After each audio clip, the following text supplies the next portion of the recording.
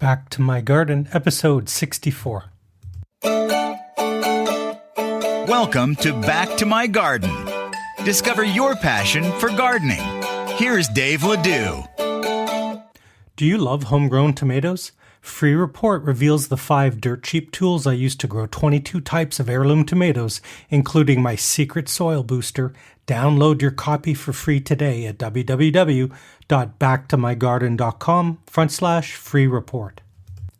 Can you really grow an incredible garden powered by fish?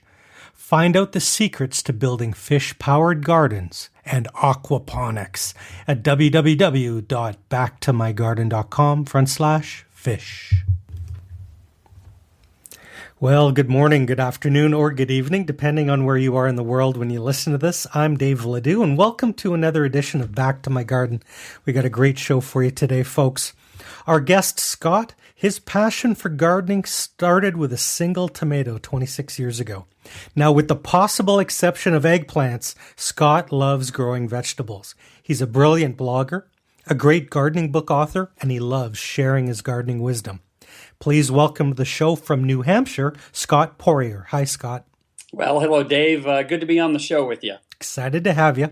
Now, I gave you a very brief introduction. I want to hear your story, and our guests want to get to know you as well. Can just take a minute or two for all the people listening around the world. Tell us a little bit about your background, Scott, and how did you get into gardening? Sure. Actually, I feel compelled to say, hey, this is Scott with GottaGrowIt.com, because like every video I do, I start with that line, and somehow that it just pours out of me whenever I start talking gardening. So, all right, so I got that out of the way. So, my story, I got to tell you, my story of gardening, I think really kind of goes way back. I remember years ago discovering the meaning of my last name. Again, my last name is Poirier. It's a French name. And come to find out, it means like pear tree or pear grove. And I think somewhere in my lineage, I guess some of these Poiriers were, cultivating pears and dealing with pears. In other words, they were growing things. And so I'm not surprised that I have this somewhere in my genes, this desire to be outside and, growing things, pretty much anything that grows out of the soil. What's interesting about all that, though, is that there's no immediate family around me that's ever put anything in the soil on purpose, where they would grow anything. So I don't really know when it all happened, where my eyes just opened up and I realized, wow, I just love to, experience pretty much anything that grows. And so, my first experience really with growing goes back to when I was in junior high school of all times. I mean, you would think that maybe math would have stood out like, yeah, that would be the place I'd want to, excel. But surprisingly, it wasn't, But we had this what was called greenhouse day each week. And here I was, 12 years old and going into this greenhouse and was fascinated with the smells and the soil and the containers that held the soil, all the stuff that, that you see in a greenhouse. And we got to handle all this stuff. We got to, experiment with some seeds and things like that. And I got to tell you, my imagination just soared and took off with, wow, this is great stuff. Unfortunately, after junior high school, there was no real any other exposure, to working the soil. I was a city boy. We really didn't have access to any real soil where I could do anything. And it wasn't really encouraged either, but that was just the case. But then, we sort of fast forward. My wife and I are in our 20s and we get our first home. And I remember that first summer that we were in the home. Actually, it was really the first spring. I was a little voyeuristic. I was in my backyard, which was really a yard of weeds. It wasn't a very big plot, but a yard of weeds. And I remember looking over my neighbor's fence. This lady's name was Carol. Carol became, my best friend for the next 15 years as we lived in that house, but I'd always peek over her fence and she just had the most beautiful garden I had ever seen. And that's what motivated me to plant that very first tomato that year, the first year that we were in this house. So I went to like a local nursery or something like that and decided I'm going to go ahead and grab a beefsteak tomato. I love beefsteak tomatoes, So I thought I'd grab that and had no sense whatsoever about what to do with soil. I literally dug a hole, I think with my foot or something, and just stuck the plant in there, and would just go out there every day and try to nurture this thing the best that I could. And that's the beginning. It happened that first year. I expected, 2-3 pound tomatoes. I got what appeared to be a slightly oversized cherry tomato. It was mealy. It really didn't taste good, but I ate it, man. I mean, I nurtured this thing for months, and I ate it, and I made a decision then. I got to do something different, and that's where the journey began. Wow, fantastic, Scott. You've given us a lot to work with.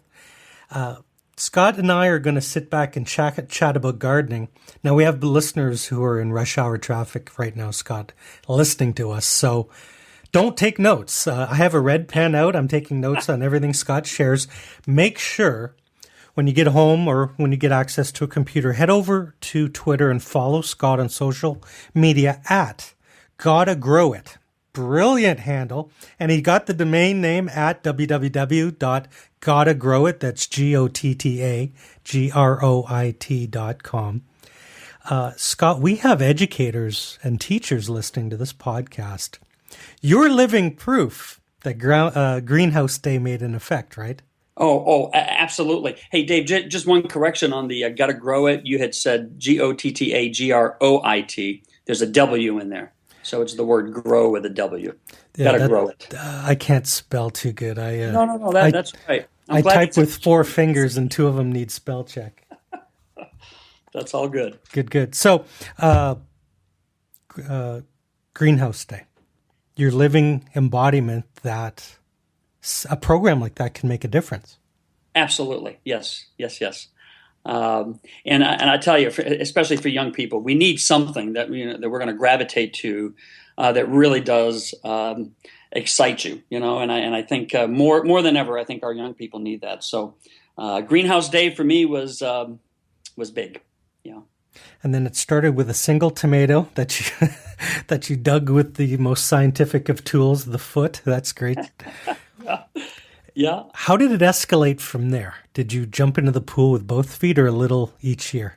Well, that's kind of my personality. And, if you can't sense the energy over this podcast, then, go check out some of my videos and you'll see the energy. I tend to dive into the pool, head first for sure. And it really didn't take long to say, okay, I gotta rethink all of this. This is where my relationship with my neighbor Carol was, forged for a lifetime. I mean, I think of Carol often. She really taught me a lot. And so I would just ask a lot of questions. And I think that's a big part of gardening. You got to ask. You can't make the stuff up. You can't just assume that, if I do this, it's just going to work out. You got to ask questions, especially, people who have real experience. And I was so motivated looking at Carol's yard. I mean, I would be up on the second floor of my house. She didn't know this, by the way. We'll keep this between us. But I'd be up on the second floor, and I'd peek out those windows, and I'd look down at her garden, mostly out of jealousy at first. But I thought, oh, man, and it just motivated me and encouraged me that I could do more than what I did with that, very small beefsteak tomato in 1987, I guess it was. I dove in head first. Now, you've made a lot of mistakes. Well, okay, thank you. I was going to ask you about that because people see you now, 25 years later. You're very experienced. Newbies and rookies and beginners, they're always afraid of the mistakes. Can you share, and this is optional, a catastrophic disaster you had in the garden that perhaps now you can look back humorously on? Well, the catastrophic disaster was the first year. I don't know that I would have anything in that category where I lost my whole garden. But from year to year, it just always seemed like there was something. As a little bit of advice for gardening, the first year in a lot of ways tends to be, or at least the first year in breaking ground, new ground tends to be a pretty forgiving year. But the bugs and the disease will find you out within the next year or so, and then there's a lot of learning that's going to take place. But failure is really your friend, and I don't want to get too much into the psychology of all that, but really the failure in gardening actually really does help you to learn by growing. In fact, philosophically, that's my whole movement. That's the everything that I'm trying to say to people is the best way to learn to grow is to just get out there and start growing. Which means you're going to embrace some of the either mistakes or failures that happen. You put a lot into something, and maybe a disease comes in, it wipes it out, or a particular bug comes in and wipes it out. The value of that, though, is that you learn that, oh, there is that bug out there, and I need to find out, how to deal with that particular bug. That's why you want to be in conversation with other people, excuse me, who have experience, or maybe expose yourself. You can go online, you can find some of this stuff as well. So that's really, I don't know that there's one big event where, oh my goodness, I got up one day and my garden was gone. I lose a leaf on my garden and I get emotional, like, oh no, something's here, so I really get pretty intense with it. So. Very good. You had mentioned your YouTube videos. Everyone should go to your blog today and go to Gotta Grow It. You have links to, I guess you've changed hats. You're not just a gardener now, you're also a teacher. No. With the videos, I mean. Oh, okay. Well, yes, of course, Dave. I'm a teacher as well. That's right. Exactly. What's that journey been like for you when you shot your first gardening video, when you wrote your first gardening blog to now? Yeah, I think as each time that I do it, I think I've gotten more confident with just not really playing the teacher role, just being myself and just letting it out and talking to anyone that's willing to listen, and as if we were sitting on the edge of my garden anyway. And so I think just over time, I think I've been able to get a clearer voice to just say, hey, let me just share it with you. Let me just be me in the process of this. And it's been a very natural thing for me to set up the camera. Most of the time, I'm just setting the camera up in there. Sometimes I press my wife to follow me around the garden a little bit, but I'm just doing the natural. Let me just tell you, what's going on in this moment in my garden. And it seems like it's been beneficial for people to listen in on that, to see, firsthand, real garden, real stuff, and here's a response. Excellent. And people vote with their eyeballs on YouTube. What sort of, what do they like? What are they watching? What seems to be getting some good reception?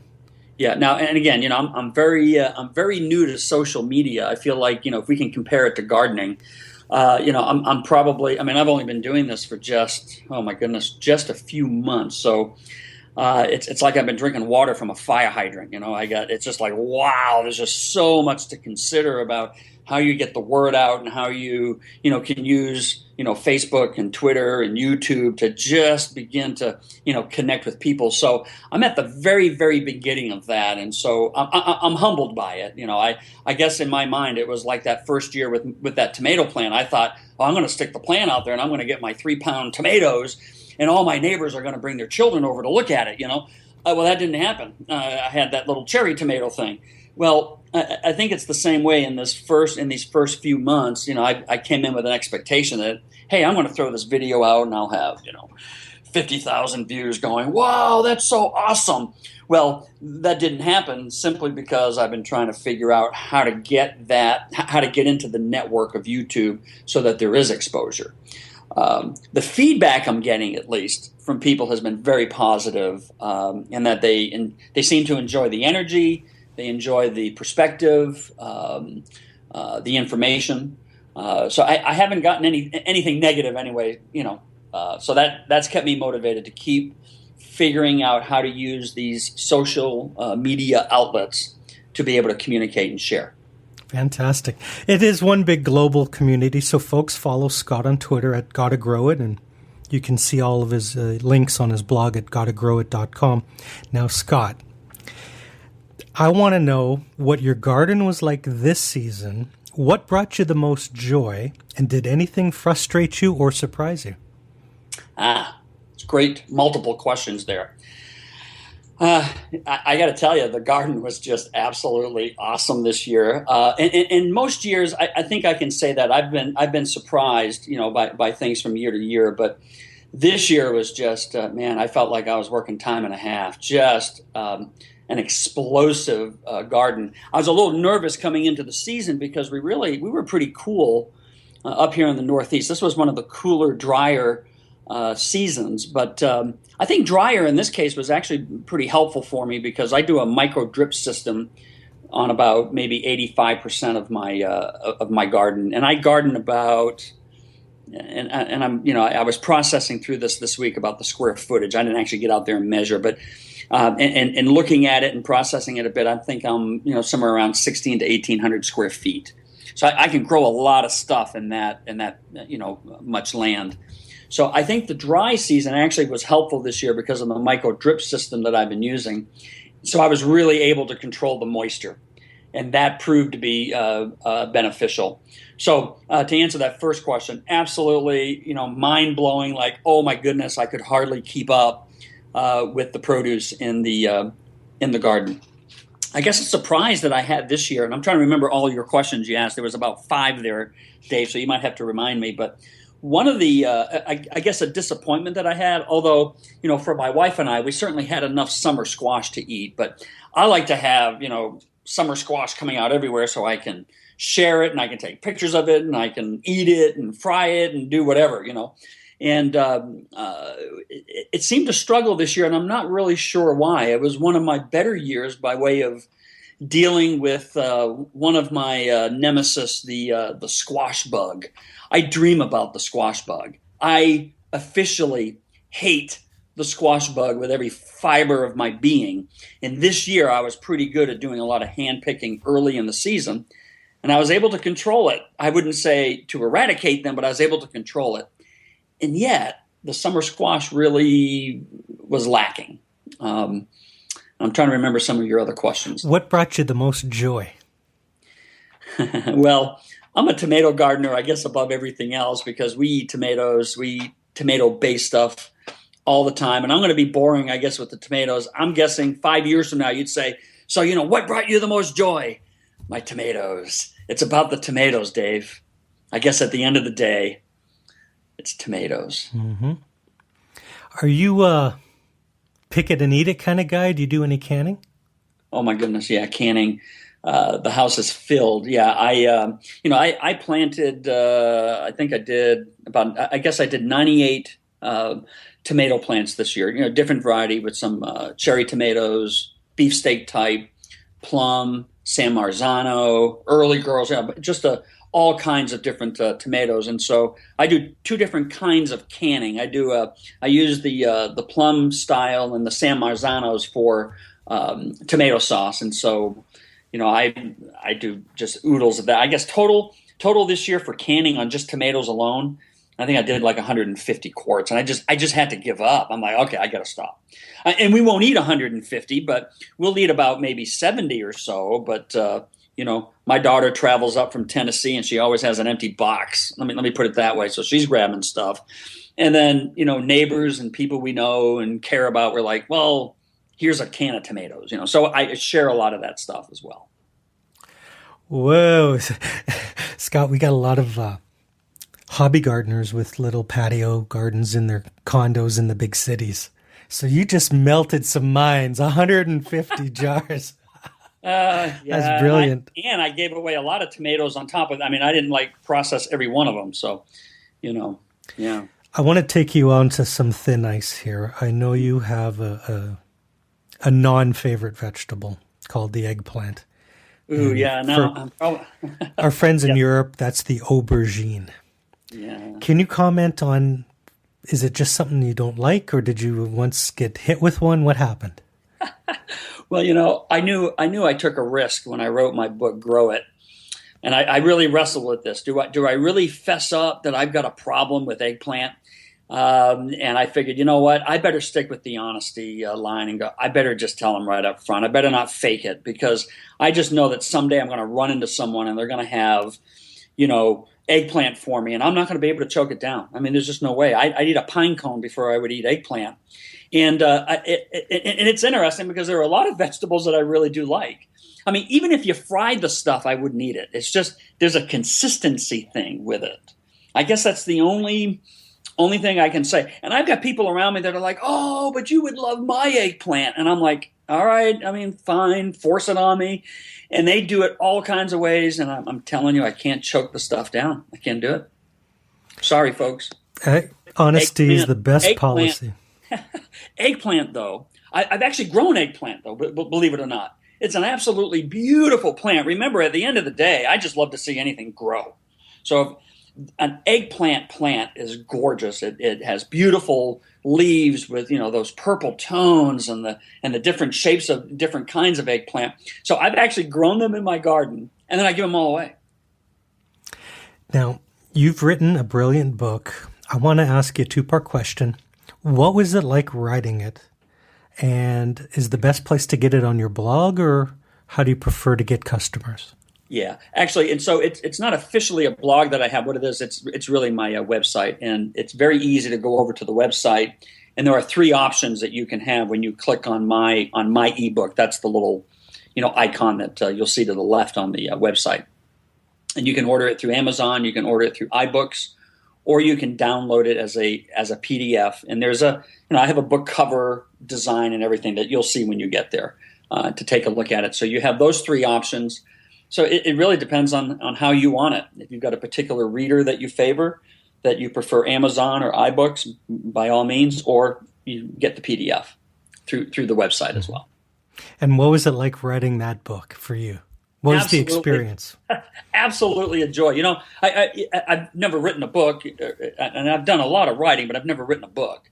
And I thought, man, this is going to be maybe a big task. I got to tell you, the social media, figuring out the social media is the big task because there's so much to consider.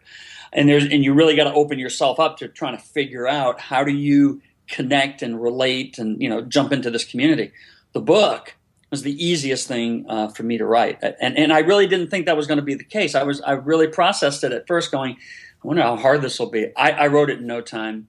The book is motivated by, there is some how-to, but that's really not the main premise of the book. It's not really about, let me take you step by step by step. In my mind, a step by step by step is like reading a book on how to ride a bike. I mean, at some point, it's just not going to work. At some point, you just got to get out there.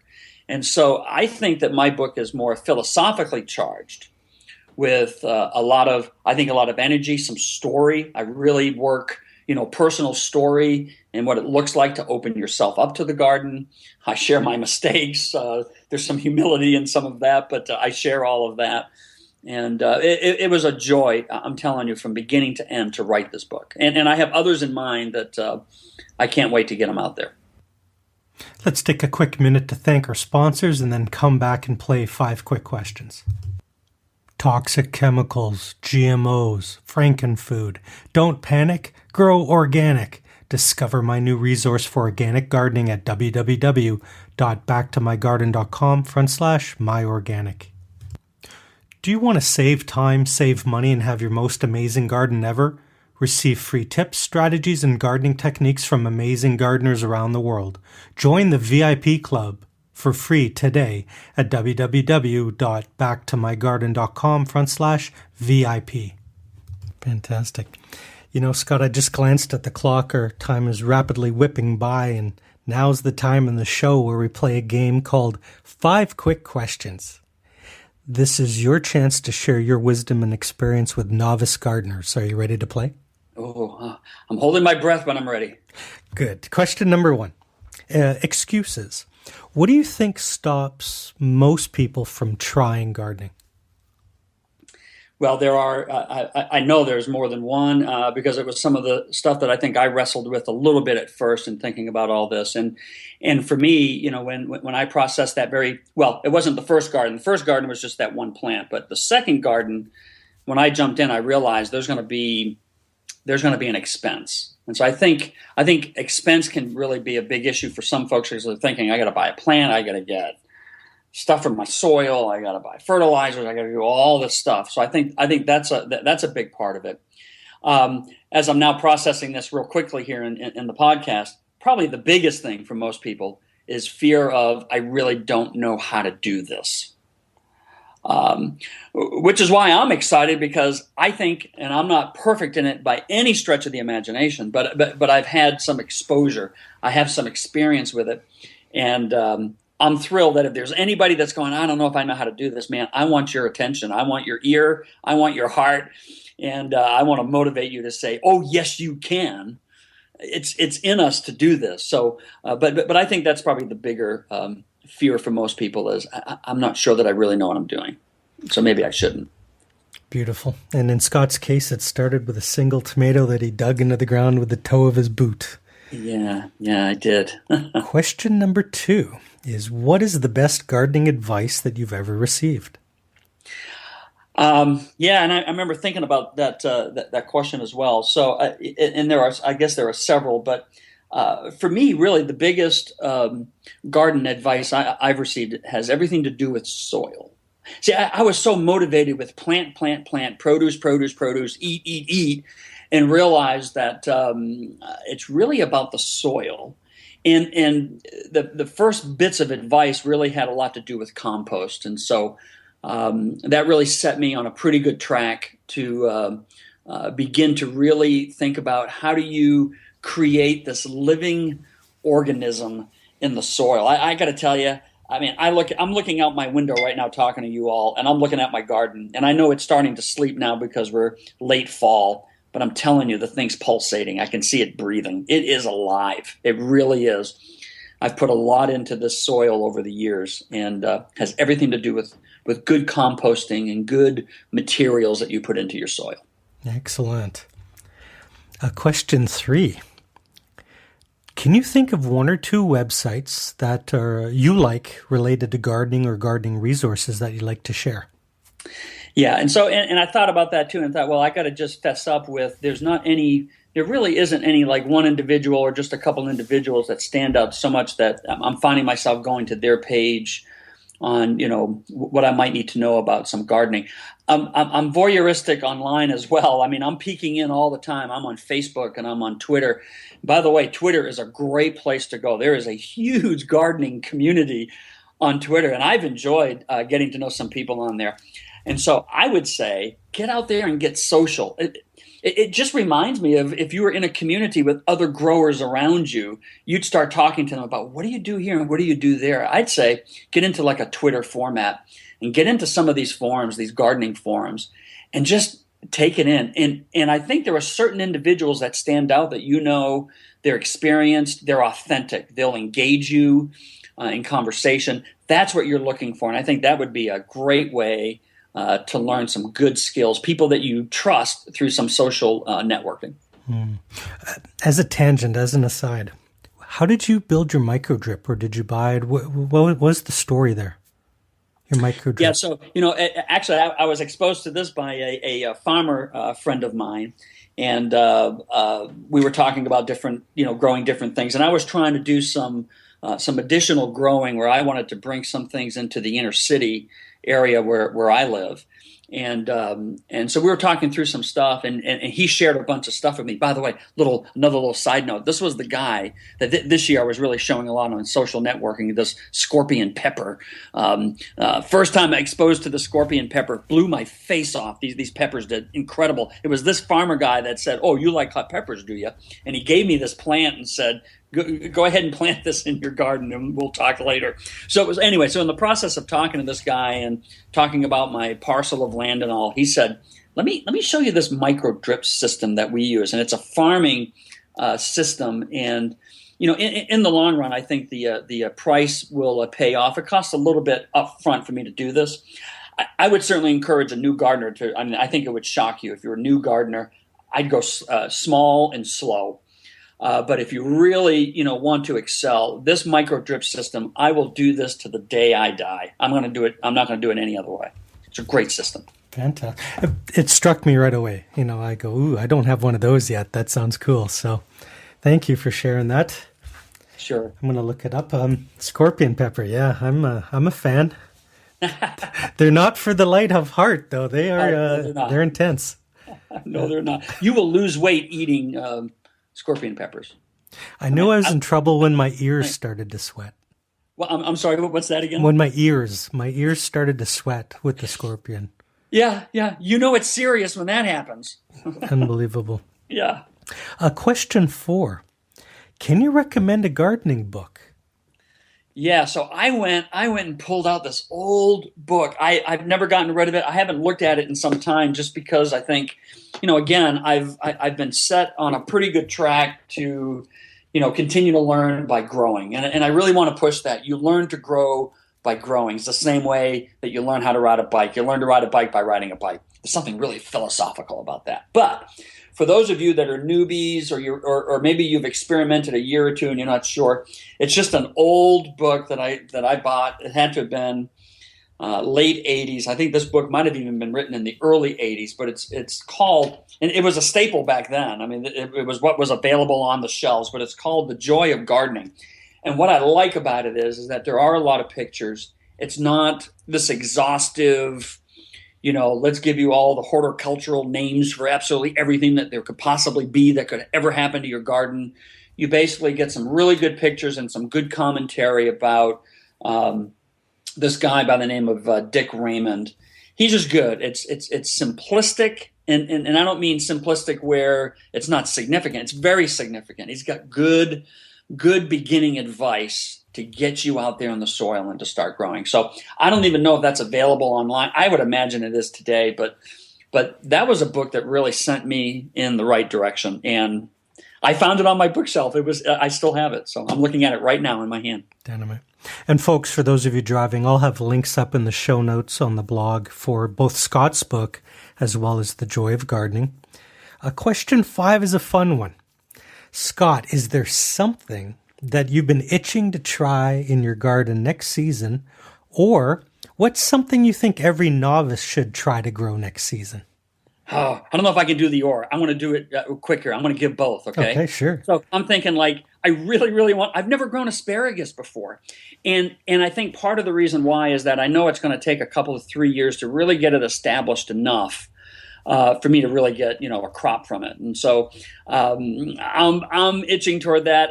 Hopefully I can get to it next year and go, I'm going to put those asparagus roots in the ground and get it going. And the other one that I want to grow, and I've never done it before, is parsnips, partly because I want to say the word parsnips. I love that word.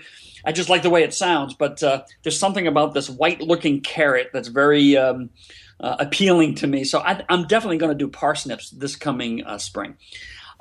Something to experiment with. I was exposed to this plant called shiso, Shiso. I mean, even if you didn't want to eat it, if you just wanted to grow something that looks absolutely stunning in the garden, it's shiso. This is a Japanese herb. It has these deep purples on the back side of the leaf, and then the top side of the leaf is green. It's a little hardier, a little thicker than your typical basil would be, but you would almost use it in the same way you'd use basil. For me, I've got a taste for pretty much anything Asian. I love Asian food, and with this Japanese herb, I put it in stir fries. It has these undertones of black licorice, which I'm not a fan of. I don't like black licorice. But I'm a fan of Thai food, and there's some Thai foods that really like Thai basil, and Thai basil has those undertones of black licorice as well. It just gives another incredible layer to the flavor in some of these Asian dishes. I'm sure you would enjoy it if you like that sort of thing. And it's a beautiful plant, and it grows like a weed. I mean, this thing just grows. It's unbelievable what you don't have to do to get this thing to grow. Awesome. You just won some fans because they love the unusual. They don't want to be boring in their garden. There you go. Shiso. Right. Shiso. It's good stuff. Very good. Folks, we're winding down here, but make sure you follow Scott on Twitter at GottaGrowIt. Go to his site at www.gottagrowit.com. Check out his book as well and recommend it to a friend. We got the holidays, and gardeners can never have enough gardening books, just like cooks. Scott, you've been an incredible guest. The time has flown by. I want to give you the last word today. Can you leave our listeners with either a pearl of wisdom or a note of encouragement? Sure. Don't be shy of making a mistake. I think that's what all this is about. Once you either make the mistake or there's a failure, there's a lot of learning that takes place there. But more than anything else, just open yourself up. Just get out there. It's incredible what gardening can do to kind of keep our feet on the ground, pun intended, to just keep us, stable. I guess it's really a good thing to be out there, to be outside, to breathe the air, to hear the birds, to work that soil. There's something about, opening yourself up to the garden that I think brings an incredible amount of significance to just day-to-day living. There's a lot of lessons in the garden to learn about humanity, I think. So hold on to that. Get out there and grow. I'm telling you, you can do it. Dynamite. Thanks, Scott. You've been an awesome guest. Thank you so much, Dave. Good to be with you. Hope you enjoyed this episode. All of the links, resources, and websites mentioned will be posted at BackToMyGarden.com/64. Please come to the website, click share, and help us share the message of gardening with millions of people. Have an incredible day. Happy gardening.